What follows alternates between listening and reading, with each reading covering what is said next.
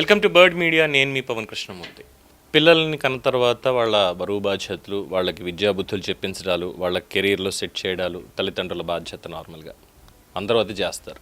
అక్కడక్కడ కొంతమంది దుర్మార్గులు ఉంటారు ఏం చేయకుండా. సరే, అది పక్కన పెట్టేస్తే, ఒక వీడియో చూసిన తర్వాత ఇవాళ కూటమి ప్రభుత్వం ఇంకాస్త కఠినంగా వ్యవహరించాల్సినటువంటి సందర్భం ముందు నుంచే ఉన్నప్పటికీ ఇప్పటిదాకా అభివృద్ధిని, సంక్షేమాన్ని, లేదంటే రాజకీయాలను ఏదో చేసుకుంటూ వెళ్ళారు. ఇక్కడి నుంచైనా పద్ధతి అనేది ఇక పూర్తి స్థాయిలో అందరికీ నేర్పాల్సినటువంటి సమయం ఆసన్నమైంది. చంద్రబాబు నాయుడు గారికి మళ్ళీ 94 ముఖ్యమంత్రి, 95 ముఖ్యమంత్రి అన్నారు కదా, చూపిస్తానని. ఇప్పటిదాకా చూపించలేదు, ఇకపైన చూపించాలి అని చెప్పి ప్రతి ఒక్కళ్ళు కోరుకుంటున్నారు. సో పాయింట్ ఏంటంటే, ఒకసారి వీడియో చూడండి. పవన్ కళ్యాణ్ గారు, లోకేష్ గారు నా భర్త, నా బిడ్డ జీవితాన్ని నాశనం చేయాలనుకుంటున్నాడు సార్. నా బిడ్డ జీవితాన్ని మీరే కాపాడాలి సార్. నా భర్త పేరు కుమార్ రాజా సార్. కాంట్రాక్ట్ లెక్చరర్ గా పనిచేస్తున్నాడు డిగ్రీ కాలేజ్ లో, పాకాలలో. నా భర్త పెట్టే టార్చర్ తట్టుకోలేక 3 నెలల క్రితం మేము మదన్పల్లిలో ఉన్న మా అమ్మ వాళ్ళ ఇంటికి వచ్చేసాం సార్, రాయచోటి నుంచి. నా బిడ్డ పెద్ద బిడ్డ సార్. ఇంటర్మీడియట్ పబ్లిక్ ఎగ్జామ్ లో 962 మార్కులు వచ్చాయి సార్. జేఈ మెయిన్స్ లో 1912 ర్యాంక్ ఎస్సీ కేటగిరీలో మాకు వచ్చింది సార్, నా బిడ్డకు వచ్చింది సార్. జేఈ మెయిన్స్ ఎగ్జామ్ కి నా భర్త మొబైల్ నెంబర్, ఈమెయిల్ ఇచ్చాం సార్. దానివల్ల ఇప్పుడు ఓటీపీలన్నీ ఆయనకే వెళ్తున్నాయి సార్.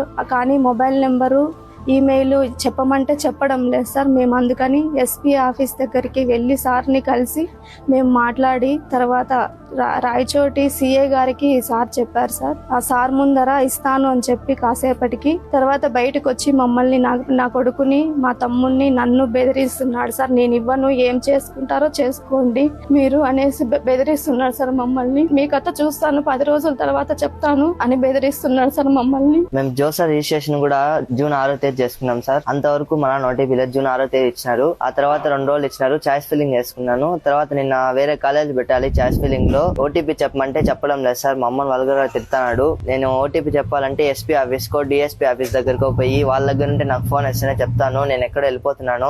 ఓటీపీ కావాలంటే నువ్వు ఎస్పీ ఆఫీస్ కంప్లైంట్ పెట్టి డిఎస్పీ ఆఫీస్ నుంచి నాకు ఫోన్ చేపించు, నేను రెస్పాండ్ అవుతా, నీకు ఓటీపీ చెప్తా. ఇక్కడ నుంచి నీకు ఓటీపీలు కావాలన్నా ఏం కావాలన్నా పోలీస్ స్టేషన్ నుంచి కంప్లైంట్ ఇస్తే ఇస్తా, లేకపోతే ఇవ్వను. ఇంకా మా నాన్న ఇప్పుడు కూడా నా కాలేజ్ ఫీజు కూడా కట్టలేదు, 2 lakhs.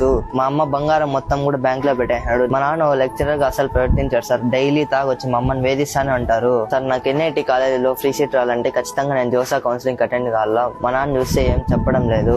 అందుకనే మేము హెల్ప్లెస్ కాల్ చేస్తే కూడా వాళ్ళు కూడా చేంజ్ చేసుకోవాలంటే రిజిస్టర్డ్ ఈమెయిల్ ఉంటే మాకు మెయిల్ పెడితేనే చేంజ్ చేస్తామని చెప్తున్నారు. కాబట్టి మాకు వేరే ఆప్షన్ లేదు సార్. ఖచ్చితంగా మీరే మాకు హెల్ప్ చేయాలి సార్. సార్, ప్రస్తుతం మేము అన్నమయ్య జిల్లా మదనపల్లిలో కురవంక పంచాయతీ ఉర్దూ స్కూల్ దగ్గర మా అమ్మ వాళ్ళ ఇంట్లో ఉంటున్నాం. మా నాన్న లేడు సార్ మాకు. మా అమ్మ ఒక్కతే సార్. ఇళ్లలో మా అమ్మ పని చేసుకుంటూ బ్రతుకుతుంది సార్.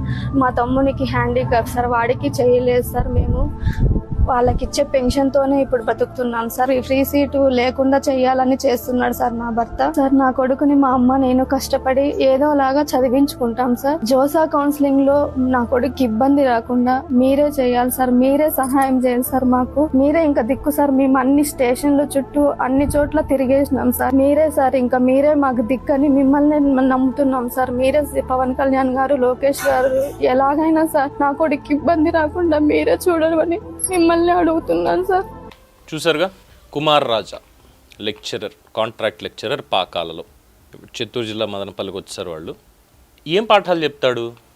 కాంట్రాక్ట్ లెక్చరర్గా ఏం పాఠాలు చెప్తాడు వాడు? ఇంకా ఆ సదరు కుమార్ రాజా పనిచేసేటువంటి ఆ కాలేజీలో చదువుకునేటువంటి విద్యార్థుల తల్లిదండ్రులు కాస్త ఒకసారి దీన్ని చూడండి. ఆ దుర్మార్గుడు, ఆ వెధవ కష్టపడి చదువుకుంటున్నటువంటి కొడుకు కెరీర్నే నాశనం చేయాలని చెప్పి చూస్తున్నటువంటి వాడు మీ పిల్లలకి చదువు ఏం చెప్తాడు? ఏం చెప్తాడండి మీకు, మీ పిల్లలకి? ఆ కాలేజ్ యాజమాన్యం, ఎందుకంటే పేరు చెప్పలేదు కాబట్టి మనకు తెలీదు, ఆ కాలేజ్ యాజమాన్యం కాంట్రాక్ట్ లెక్చరర్గా మరి ఎందుకు తీసుకున్నారో వాడిని? ఇప్పుడు రెస్పాన్సిబుల్గా ఎవరిది నెంబర్ పెడతారు? ఏదైనా హాల్ టికెట్ కావాలి, లేదంటే ఒక ఎగ్జామ్ దాంట్లో అంటే సన్ ఆఫ్ అని చెప్పి కుమార్ రాజా అని పేరు రాశాడు, ఫోన్ నెంబరు, ఈమెయిల్ ఐడి ఇచ్చాడు, ఎందుకంటే అఫీషియల్ ఇన్ఫర్మేషన్ అని.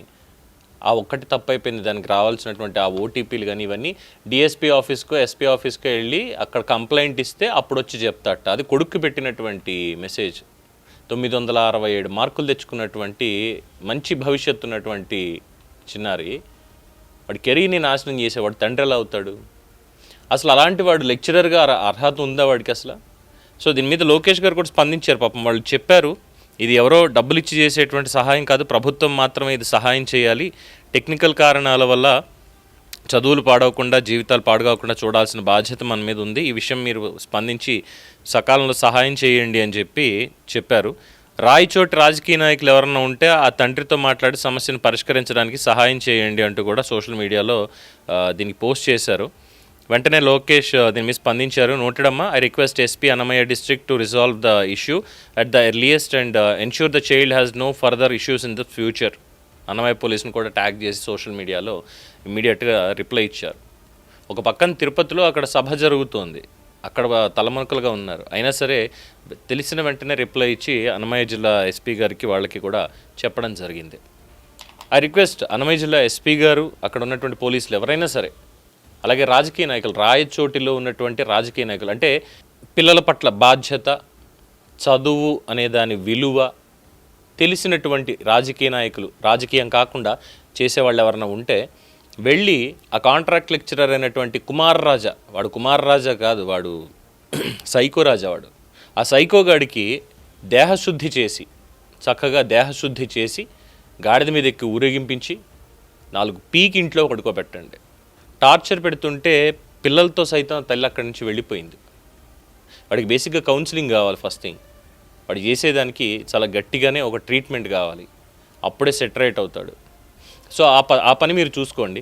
అలాగే ఎటువంటి ఇబ్బంది రాకుండా సదరి ఇన్స్టిట్యూట్ వాళ్ళతోటో మరి ఎవరు మాట్లాడతారో అనేది ఒకసారి మాట్లాడి, అండ్ ఆ ఫోన్ నెంబర్ ఏంటో తీసుకొని ఆ ఫోన్ వాడి దగ్గర డీయాక్టివేట్ చేసి ఆ సిమ్ కార్డ్ కొత్తది అబ్బాయి పేరు మీదకి మార్చేసి ఇచ్చేయండి, అయిపోతుంది. అండ్ అలాగే ఆ ఆపరేటర్ ఎవరైతే ఉన్నారో, ఏ ఆపరేటర్ సిమ్ యూజ్ చేస్తున్నారో అది కూడా ఒకసారి కనుక్కుంటే 2 నిమిషాల పని అయిపోతుంది, పెద్ద ఇబ్బంది ఏం లేదు. సో రిక్వెస్ట్ అన్నమయ్య జిల్లా పోలీసులు దయచేసి స్ట్రిక్ట్ యాక్షన్ కూడా తీసుకోవాలి వాళ్ళ మీద, అండ్ ఎటువంటి ఇబ్బంది లేకుండా చూడాలనేది ప్రభుత్వం కూడా చెప్పింది. కాబట్టి ఐ హోప్ అది త్వరగానే జరుగుతుందని కోరుకుందాం, ఎటువంటి ఇబ్బంది లేకుండా. అండ్ డెఫినెట్గా ఇలాంటి వాళ్ళు ఎవరన్నా ఉంటే, అది తల్లి కావచ్చు, తండ్రి కావచ్చు, ఎందుకంటే సమాజం ప్రస్తుతం ఉన్నటువంటి సమాజంలో మంచి అనేటువంటి దానికి చోటు లేదు, చాలా తక్కువ అయిపోయింది బేసిక్గా. మొన్న ఆ కథనానికి చాలా అద్భుతమైనటువంటి స్పందన వచ్చింది. దానికి ముందుగా మీకు ధన్యవాదాలు. తల్లి ఎందుకు వెనకబడింది, తరం మారింది అన్నదానికి చాలా చక్కగా ఎన్నో సజెషన్స్ కూడా ఇచ్చారు. ఇక్కడ వీడికి సజెషన్స్ కాదు, ఆ పిల్లలకి ఆ తల్లికి సజెషన్ ఇవ్వచ్చు, కానీ ఆ కుమార్ రాజు అనేటువంటి ఆ కాంట్రాక్ట్ లెక్చరర్ వాడికి మాత్రం సజెషన్స్ కాదు, వాడికి అక్కడ ఖచ్చితంగా ఒక సెషన్ నడవాలి, అప్పుడే బుద్ధి అనేది వస్తుంది అనేది ప్రతి ఒక్కళ్ళ భావన కూడా. సో ఇలాంటి వాడిని తండ్రి అనాలా రేపన్న రోజు, ఎందుకంటే ఇదేదో ఆవేశంతో మాట్లాడేదో ఇంకోటో కాదు. ఆ పిల్లలు కూడా పాపం ఆ ఫోన్ రికార్డు కానీ ఇది వింటుంటే ఎంత దుర్మార్గంగా ఉన్నాడు అసలు. పిల్లవాడి కెరీర్ అక్కడ, అందులో ఫ్రీ సీట్ రావాలి అంటే ఇప్పుడు ఆ కౌన్సిలింగ్కి వెళ్ళి అటెండ్ అవ్వాలి ఖచ్చితంగా. ఫ్రీ సీట్ వస్తుంది, చక్కగా చదువుకుంటాడు. లేదు పేమెంట్ సీట్ 20 లక్షలు 30 లక్షలు రావాలన్నట్టుగా వాడి కుట్ర ఏదో అనుకోవాలో తెలియదు. దీని వెనకాల ఫ్యామిలీ పెద్దవాళ్ళు ఎవరు లేరా ఇంకా మాట్లాడడానికి? లేదు వాడు వినట్లేదు అంటే డెఫినెట్గా 4 పీకొచ్చు, ఇబ్బంది ఏమీ లేదు. ఆ పని చేయాలి అక్కడ వాళ్ళు. సో రాయచోట్లో ఉన్నవాళ్ళు కాస్తంత ఒక్కసారి వెళ్ళి చూసుకుంటే బాగుంటుందమ్మా. ఓకే, సో దీని మీద మిగతా వాళ్ళు కూడా మీ అభిప్రాయాలు తెలియచేయండి. అట్ ద సేమ్ టైం మీ దృష్టిలో ఇలాంటి వాళ్ళు ఎవరన్నా మీ పిల్లల్ని ఇబ్బంది పెట్టేలాగా వాళ్ళు ఎవరైనా కావచ్చు ఉన్నారు అంటే మాత్రం తస్మాత్ జాగ్రత్త. దీని మీద మీ అభిప్రాయం తెలియచేయండి. చూస్తూనే ఉండండి ది బర్డ్ మీడియా. ఈ వీడియో మీకు నచ్చినట్లయితే లైక్ చేయండి, షేర్ చేయండి, సబ్స్క్రైబ్ చేయండి. మరిన్ని అప్డేట్ల కోసం మా వాట్సాప్ ఛానల్ను ఫాలో చేయండి.